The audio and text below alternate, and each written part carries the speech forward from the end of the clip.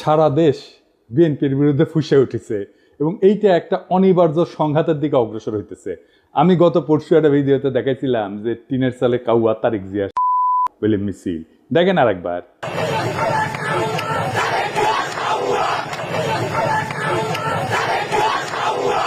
আজকে দেখেন একের পর এক মিছিল।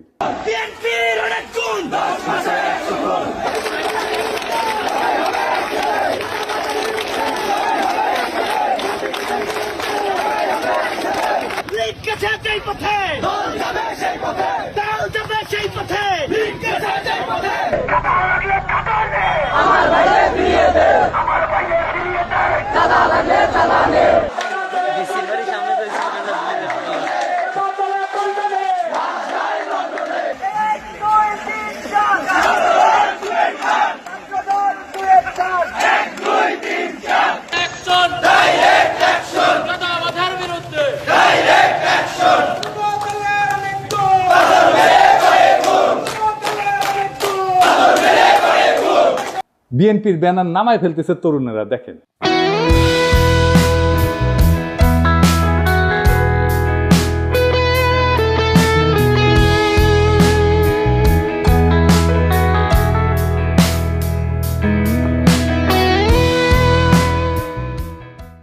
এটাই হইতেছে বিএনপির 11 মাসের অর্জন। তারেক রহমান বলছেন, অন্যায়কারী যেই হোক আমরা প্রশ্রয় দেব না। বরাবর আমরা বলেছি অন্যায়কারী আইনের দৃষ্টিতে তার বিচার হবে।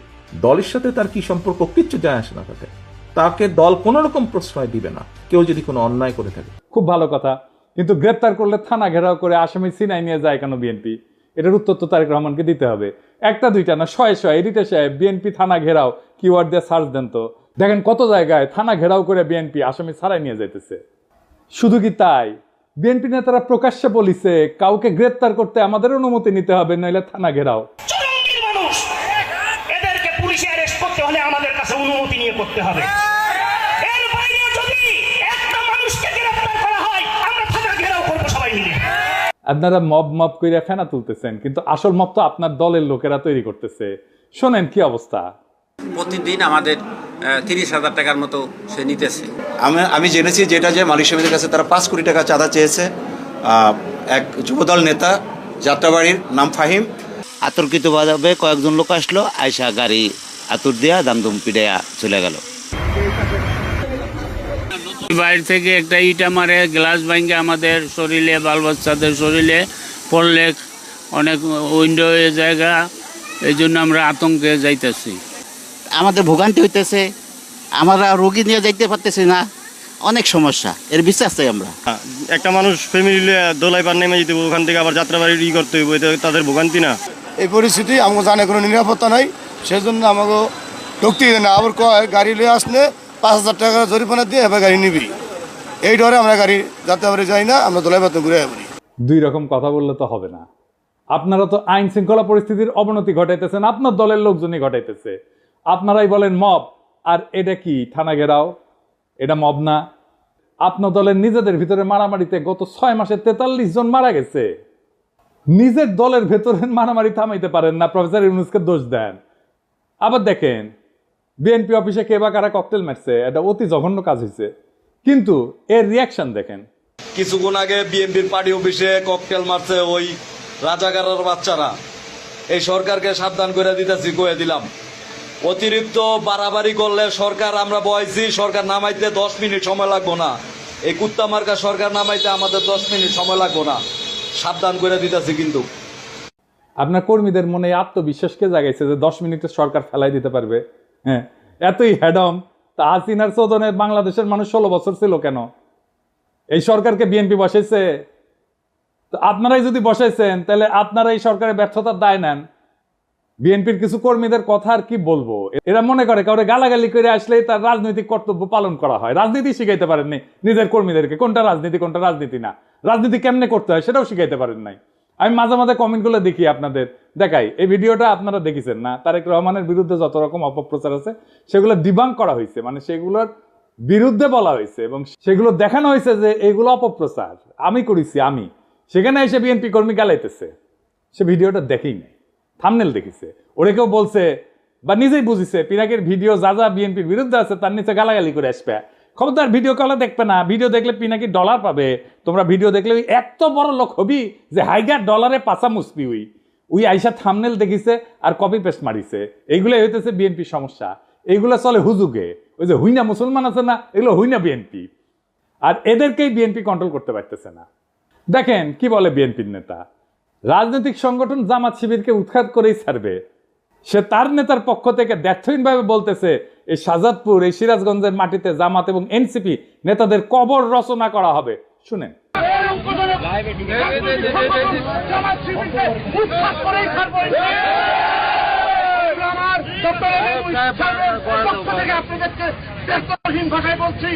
এই শাহজাদপুর, এই সিরাজগঞ্জ, বাংলার মাটিতে জামাত এবং এনসিপি নেতাদেরকে কবর রচনা করা হবে।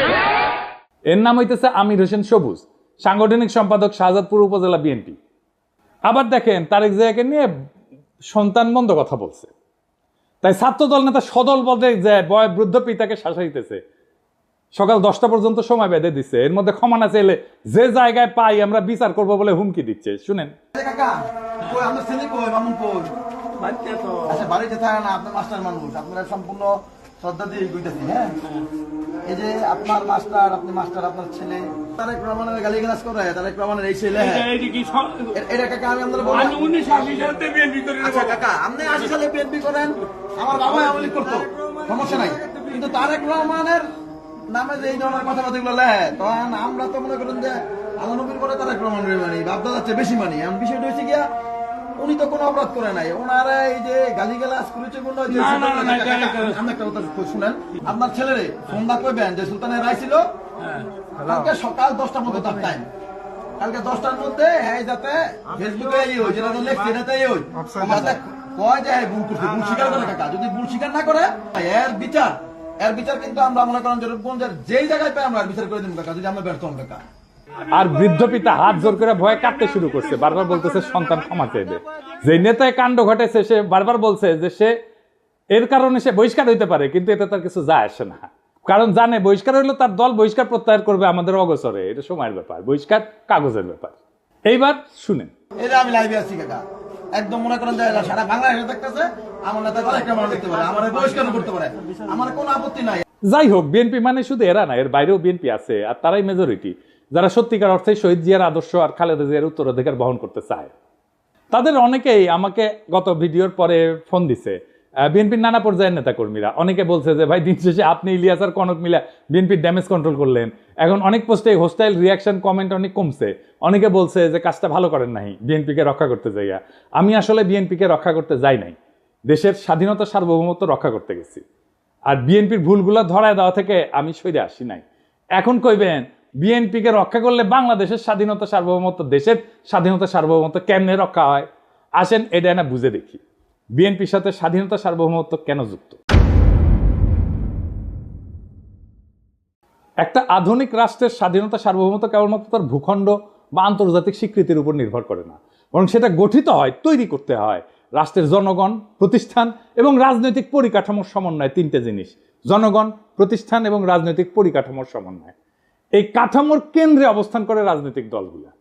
রাজনৈতিক দল কেবল রাষ্ট্র ক্ষমতার প্রতিযোগী না, তারা রাষ্ট্রীয় কর্তৃত্বের সামাজিক অনুমোদনের ধারক, জন অভিপ্রায় প্রকাশের মাধ্যম এবং রাজনৈতিক স্থিতিশীলতার একটা মৌলিক স্তম্ভ।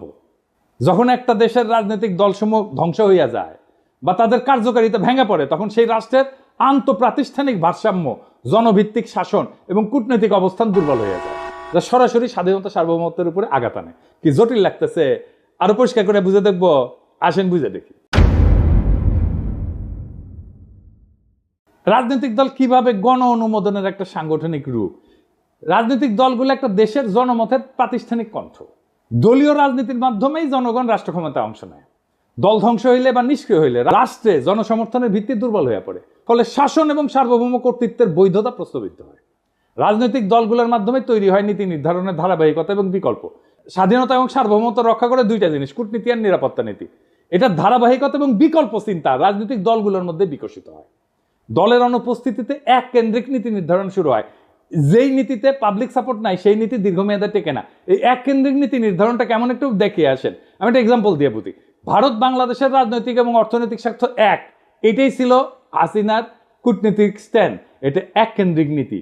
ওই যে আলগা মোমেন বলছিল না, ভারতের উন্নয়ন আমাদের উন্নয়ন, ভারতের বিজয় মানে আমাদের বিজয়। শুনেন, আমাদের বিজয় ভারতের বিজয়, বুঝছেন? আমাদের উন্নয়ন ভারতের উন্নয়ন, ভারতের উন্নয়ন আমাদের উন্নয়ন। এই কূটনৈতিক স্ট্যান্ড তো টিকে নাই। এটা হইতেছে এককেন্দ্রিক নীতি নির্ধারণ। আমাদের সব সম্পর্ক সব নতুন করে করতে হইতেছে না, আগে ইন্ডিয়ার মাধ্যমে হাসিনা রাজনৈতিক সম্পর্ক তৈরি করতে, এবং এই কারণে আমাদের প্রতিষ্ঠানগুলো দুর্বল হয়েছে, আমাদের ব্যুরোক্রেসি দুর্বল হয়েছে, আমাদের কূটনীতি দুর্বল হয়েছে, আমাদের ডিপ্লোমেসি দুর্বল হয়েছে। রাজনীতি প্রাতিষ্ঠানিক ভারসাম্য রক্ষায় কি ভূমিকা রাখে? সুস্থ রাজনৈতিক দলগুলা নির্বাহী, আইন প্রণয়ন এবং বিচার বিভাগের ভারসাম্য রক্ষায় সহায়ক হয়। দলগুলোর অনুপস্থিতিতে রাষ্ট্রযন্ত্রের অঙ্গগুলোর মধ্যে ক্ষমতার ভারসাম্য নষ্ট হয়। এর জন্যই কর্তৃত্ববাদী প্রবণতা তৈরি হয়, যেমন যেটা হয়েছিল হাসিনার আমলে, এবং এর ফলে বৈদেশিক হস্তক্ষেপের পথ উন্মুক্ত করে। আমি কয়েকটা প্র্যাকটিক্যাল উদাহরণ দিয়ে বুঝাই দিতেছি। ইরাক 2003 সালের পর থেকে বর্তমান পর্যন্ত ইরাকে কিন্তু একটা রাজনৈতিক দল ধ্বংস হয়ে গেছে। কোন পার্টি? সেটা বাথ পার্টি। এটা পতনের পর যে রাজনৈতিক শূন্যতা তৈরি হয়েছে, পশ্চিমা শক্তি নির্বাচন ব্যবস্থা চাপাই দিল, নিরাপত্তাহীনতা এবং জাতিগত বিভাজন রাষ্ট্রের ভিতরে সার্বভৌমত্ব কর্তৃত্বকে দুর্বল করে দিচ্ছে, আর রাষ্ট্র হিসেবে দাঁড়াইতে পারতেছে না ইরাক। জাস্ট বাথ পার্টি নাই জন্য, যত খারাপ পার্টি হোক। লিবিয়া গাদ্দাফি শাসনের পরে যে রাজনৈতিক শূন্যতা তৈরি হয়েছে, গাদ্দাফির যে পলিটিক্স ছিল সেই পলিটিক্সটাকে পূরণ করতে পারে নাই। তাই দেশটাতে মিলেশিয়া, বিদেশি হস্তক্ষেপ প্রধান নিয়ন্ত্রক শক্তি হয়ে উঠছে। রাষ্ট্রের সার্বভৌমত্ব আজও পুনঃপ্রতিষ্ঠিত হয়নি। আবার দেখে আফগানিস্তানে মার্কিন দখলদারির সময় তারা তো সাহায্য দিয়েছে প্রচুর, নানা ধরনের কনসালটেন্সি দিয়েছে, মেলা মানুষকে শাসন ক্ষমতায় বসাইছে, নানা শক্তিকে ক্ষমতায় বসাইছে, কিন্তু দেশটা শান্ত হয় নাই, দেশের প্রগতিও হয় নাই, কারণ রাজনৈতিক শূন্যতা ছিল। রাজনৈতিক শূন্যতা থাকলে সেই দেশ যে আগায় না, তালেবান পূর্ব আফগানিস্তান তার প্রমাণ। এখন আগাইতেছে না, এখন আগাইতেছে। কেন আগাইতেছে? কারণ এখানে পলিটিক্যাল ভ্যাকুয়ামটা নাই, আর পূরণ হয়ে গেছে। এটা নিয়ে একাডেমিক অনেক আলাপ আছে, আসেন সেই আলাপগুলো একটু এক এক করে দেখি। গামসির একটা হেজিমনির ধারণা আছে, আমি অনেকগুলো এপিসোডে এটা বলছি। মানে দলগুলা জনগণের মত এবং রাষ্ট্রীয় শক্তির মাঝে সাংস্কৃতিক এবং রাজনৈতিক সেতু বন্ধন তৈরি করে। দল ধ্বংস হইলে এই হেজিমনিক বা কর্তৃত্বের যে ব্লক, এটা ভেঙে পড়ে। ফলে বিদেশি শক্তি এবং স্থানীয় সুবিধাভোগীরা নতুন করে ক্ষমতা নির্মাণে নেমে পড়ে, যেটা হয়েছে আজকে। হান্না আরেন্ডের পাওয়ার ভার্সেস ভায়োলেন্স বলে একটা তত্ত্ব আছে। ওখানে উনি বলছেন যে রাজনৈতিক দলের অনুপস্থিতিতে রাষ্ট্র জন্ম নেয় সহিংসতা নির্ভর প্রশাসনিক ব্যবস্থা, যার উপরে জনগণের কোনো কর্তৃত্ব থাকে না। এতে সার্বভৌমত্ব কেবল প্রতীকী থাকে, কার্যকর থাকে না। আর একজন দার্শনিক আছে ম্যাক্স ভেবার, এটা ওয়েবার বলে অনেকে, এটা উচ্চারণ আসলে ভেবার। তার একটা লেজিটিমেসি এবং অথরিটি বা কর্তৃত্বের বৈধতার তত্ত্ব আছে। উনি বলছিলেন যে একটা রাষ্ট্র কেন চলতে পারে, কেন মানুষ শাসকের কথা মেনে চলে, সেটা বোঝার জন্য আমাদের দেখতে হবে কর্তৃত্বের বৈধতা কোথায় থেকে আসে। উনি বলছেন যে 3 ধরনের শাসন থেকে কর্তৃত্বের বৈধতা আসে।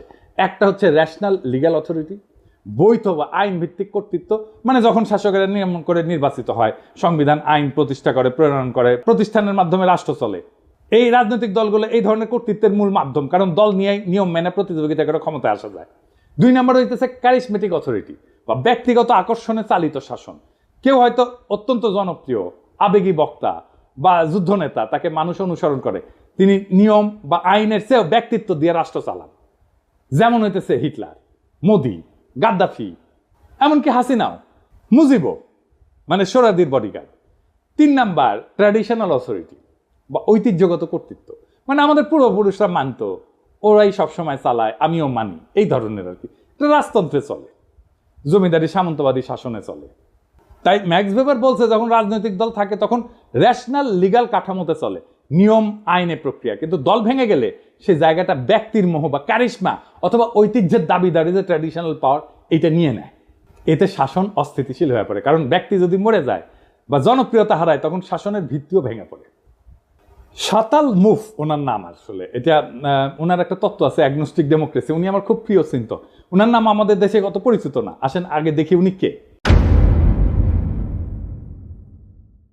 শাতাল মুফ একজন প্রভাবশালী বেলজিয়ান রাজনৈতিক তাত্ত্বিক, যিনি মূলত গণতন্ত্র, রাজনৈতিক দ্বন্দ্ব এবং হেজিমনি, মানে যেটা গ্রামসির তত্ত্ব, আগে প্রথমে বলছি কর্তৃত্ব, রাজনৈতিক কর্তৃত্ব, এই বিষয়ক চিন্তার জন্য খ্যাত। তিনি আধুনিক র্যাডিক্যাল গণতন্ত্রের অন্যতম প্রবক্তা। তার কাজের মূল বিষয়বস্তুর একটা হইতেছে অ্যাগনোস্টিক প্লুরালিজম বা বিরুদ্ধতাপূর্ণ বহুত্ববাদ। তো শাতাল মুফ মনে করে যে গণতন্ত্র মানে মতভেদের অবসান না, কিন্তু বরং গঠনমূলক দ্বন্দ্বের স্বীকৃতি। দেখেন বিএনপির মধ্যে মনে করে যে আমি যদি সমালোচনা করি আমি শত্রু, মানে তার সমালোচনা করাই যাবে না, সমালোচনা করলেই শত্রু, এবং ওইটা না করলে ঐক্য নাই। এই গণতন্ত্রই বোঝে না, ডেমোক্রেসির আধুনিক ধারণাগুলো এদের মাথার মধ্যেই নাই একেবারে। রাজনীতি মানে ঐক্য না, বিরোধ রাজনীতি। আমরা একে অপরকে শত্রু হিসেবে না দেখে বিরোধী বা অ্যাডভার্সারি হিসেবে মানলে গণতন্ত্র টিকে থাকে। ওনার একটা ধারণা আছে লেফট পপুলিজম বলে, তিনি যুক্তি দেন যে ডানপন্থী পপুলিজমের মোকাবেলায় বাম ঘেঁষা পপুলিজমের দরকার আছে, যেখানে জনগণের আবেগ, পরিচয় এবং প্রতিবাদ সংগঠিত হবে প্রগতিশীল রাজনৈতিক লক্ষ্য নিয়ে। তো ওই যে শতালমুখ বলতেছে যে গণতন্ত্র মানে সবাই একমত, তা না, সবাই মিলে ঐক্য, তা না, বরং গণতন্ত্র মানে হচ্ছে নিয়ন্ত্রিত নিয়মতান্ত্রিক মতবিরোধ এবং বিরোধিতা এসে থাকবে, তবুও সবাই খেলবে একই নিয়মে। মতবিরোধের ক্ষেত্র তৈরি করে রাজনৈতিক দলগুলো, একদল বলবে বাজার অর্থনীতি দরকার, আরেক দল বলবে সমাজতন্ত্র দরকার, আরেক দল বলবে ইসলামী অর্থনীতি দরকার, একদল বলবে আমার খেলাফত দরকার, একদল বলবে কর বাড়াও, আরেক দল বলবে কর কমাও।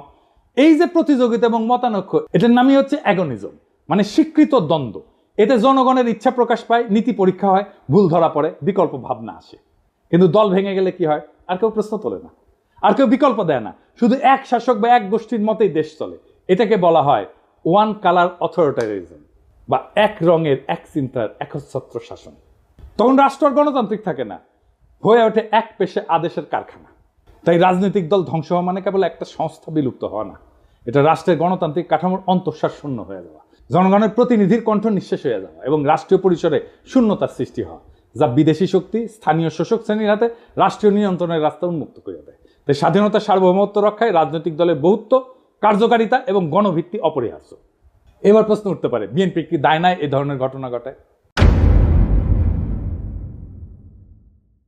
অবশ্যই আছে। বিএনপি বলতেছে তার দলের এই বেপরোয়া লোকদের ঠেকানোর জন্য রাষ্ট্র ক্ষমতায় যাওয়া দরকার। অদ্ভুত কথা, এই তত্ত্ব দিতেছে বিএনপির লোকেরা। বিএনপি কিন্তু এই কাজ করতে গিয়ে জন্ম দিছিল র্যাব, নিজের দলের গুন্ডাদের সামলাইতে পারতেছিল না, তাই র্যাব বানাইছিল। বিএনপির এইসব সোকল্ড ইন্টেলেকচুয়াল ইনফ্লুয়েন্সারদের সাথে কথা বলতে যাওয়াটাও একটা যন্ত্রণা।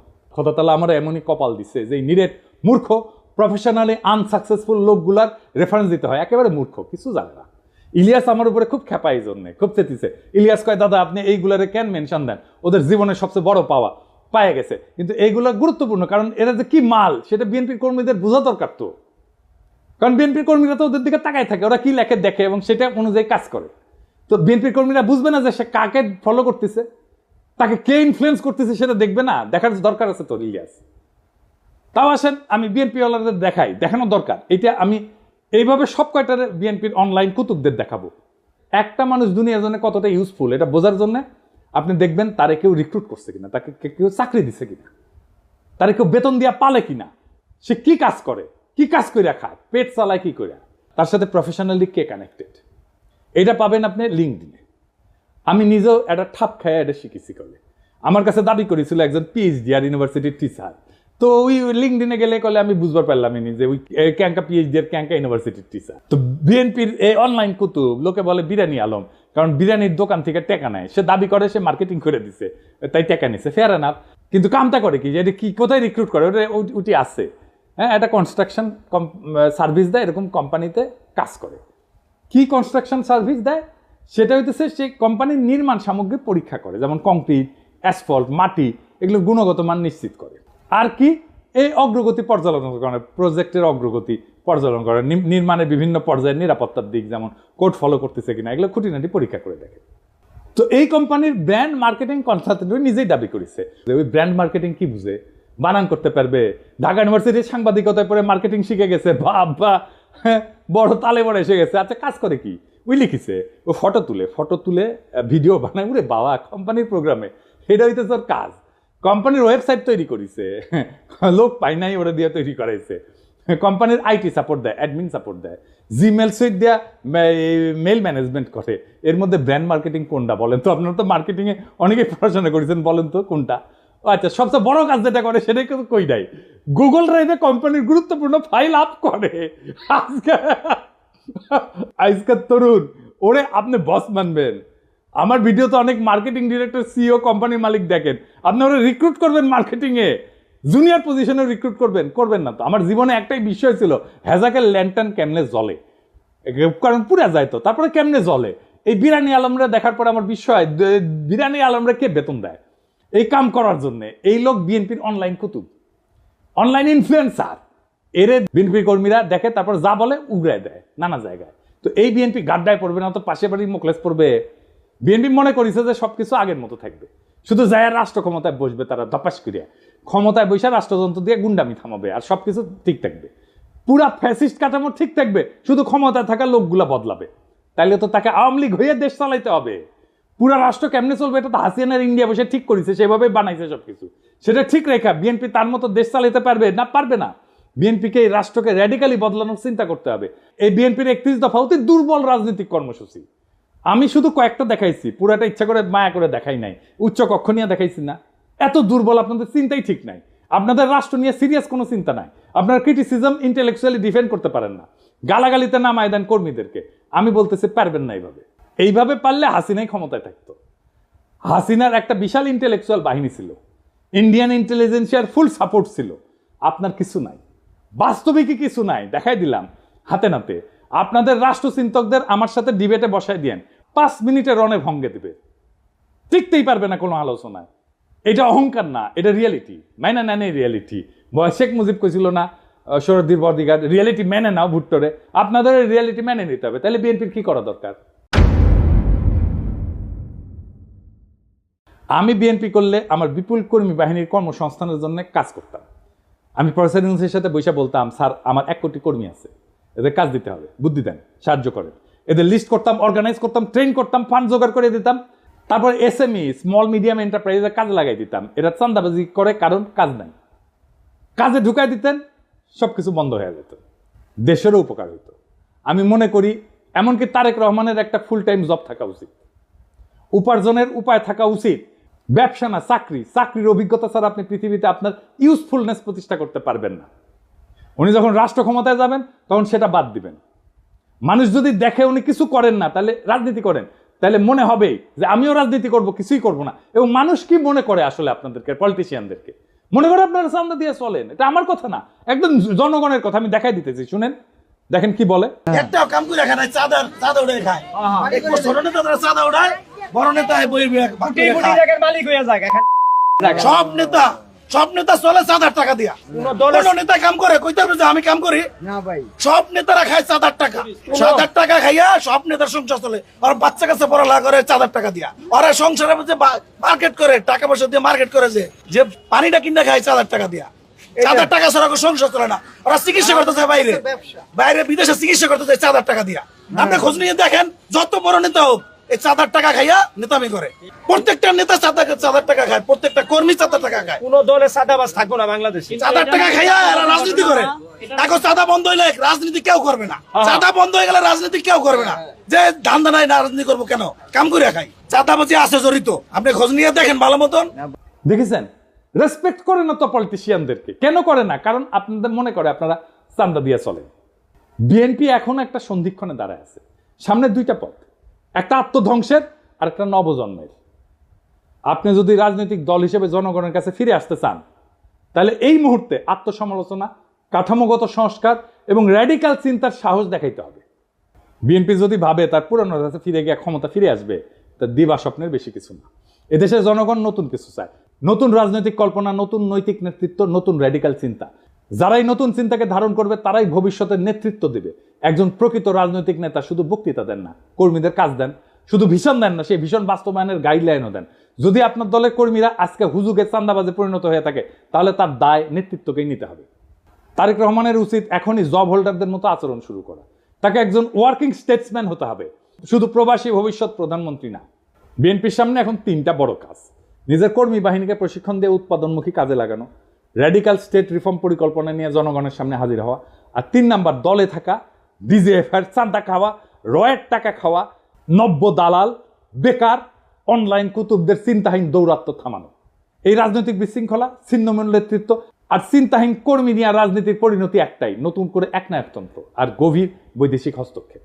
বর্ষা বিপ্লবের চেতনাকে গণতান্ত্রিক কাঠামো থেকে তাড়াই দেয় এক ব্যক্তির ভাবমূর্তি কেন্দ্রিক প্রজেক্টে পরিণত করা। আপনারা যদি সত্যি শহীদ জিয়ার উত্তরাধিকার হন, তাহলে শহীদ জিয়ার মতো করে রাষ্ট্র গঠনের স্বপ্ন দেখে মাটি কামড়ায় জনতার ভরসা অর্জনের রাজনীতি করে, না হলে ইতিহাসের ডাস্টবিনে আপনাদের জায়গা হবে। এই সময়টা তারা যারা সাহস করে সত্য বলছে, তারা বিএনপির শত্রু না, এই হুঁশিয়ারি শোনা না হলে সামনের দিনগুলোতে আপনাদের পতনই কেবল অনিবার্য না, তা হয়ে উঠবে ইতিহাসের এক করুণ ট্র্যাজেডি। সময় আছে, বদলান, নয়তো ইতিহাস বদলায় দেবে আপনাদেরকে। ইনকিলাব জিন্দাবাদ, গণতন্ত্র জিন্দাবাদ, রাষ্ট্র রূপান্তরের রাজনীতি জিন্দাবাদ।